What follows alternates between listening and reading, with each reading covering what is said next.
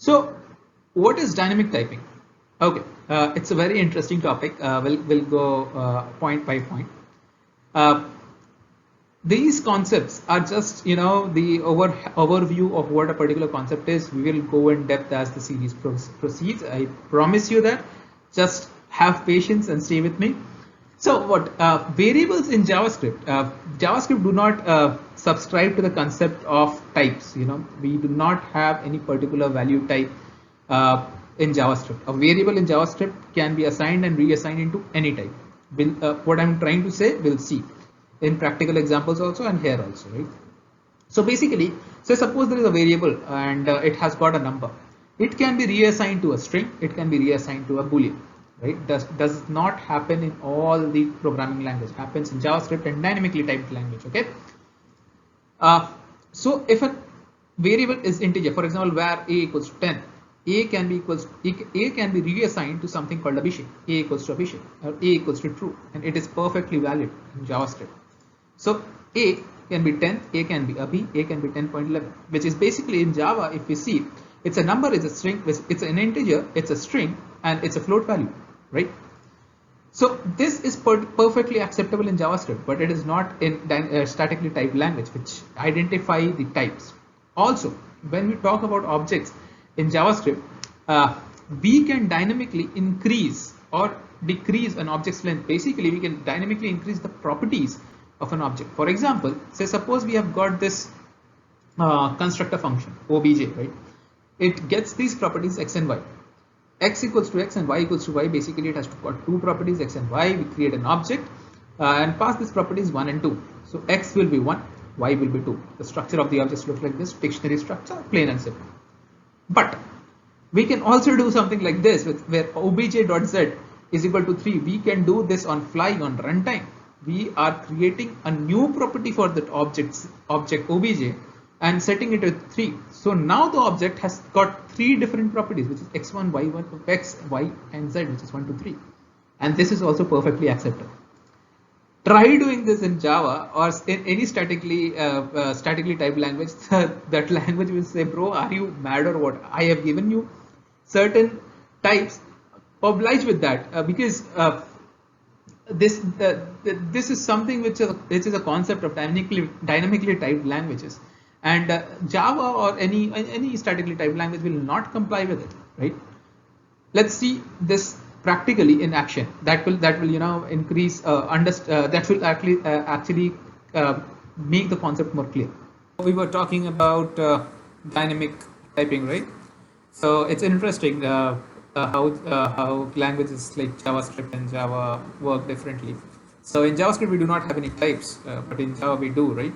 So let's see what is dynamic typing in practical. For example, we have got something called name, right? And my name is Abhishek, right?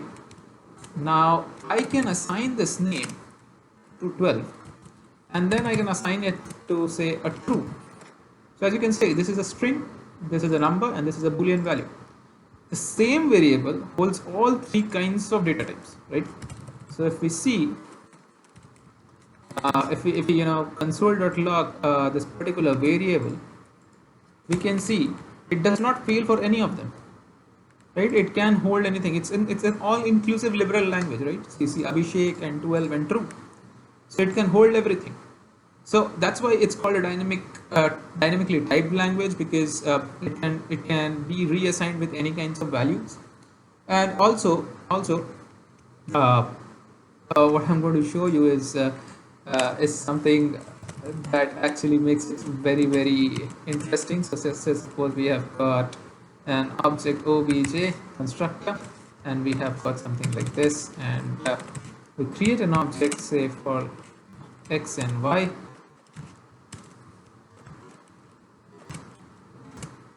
And then what we do is we create an this is the function constructor. With this function constructor we create an object, for example number 1, and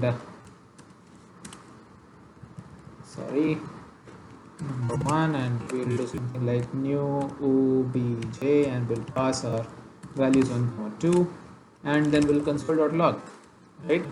So we know that what is the result of this, right? We just created an object like this. So when we console.log this, we find something like this: obj x 1 and 2, right? Now, see the interesting thing. So I have created an object with certain properties. I can increase those properties on the fly, and this kind of feature you will not get anywhere. So this is what is dynamic typing. So say suppose if I want to add a property, say for example z, and in that z I will say Abhishek, and then I will console dot this particular object again, and then I will run it, and then you can see I have added another property in it, which is basically z, which has dot Abhishek. So I have dynamically increased the number of properties in this object. Okay, by doing this in Java, the compiler will say that, bro, have you gone mad? The thing that we just did in JS, we'll try doing it in Java, right? So I will try to access the name property and then initialize it with 90, and then I'll try to execute it. So when I execute it, you can see that it says that it is incompatible types. Int cannot be converted to string, right? It was string and I am trying to convert it into int, but this is possible in JavaScript, right? Now suppose if I want to add a new property, for example I want to add address, and my address is say Jamshedpur, and now I try to execute it. It will say, I'll tell you, it will say it cannot find the symbol because it does not have a particular structure which has the property address. We cannot dynamically add a property address in the object emp, but we can do this in JavaScript. That's the difference between what is a statically typed language and what's a dynamically typed language, right?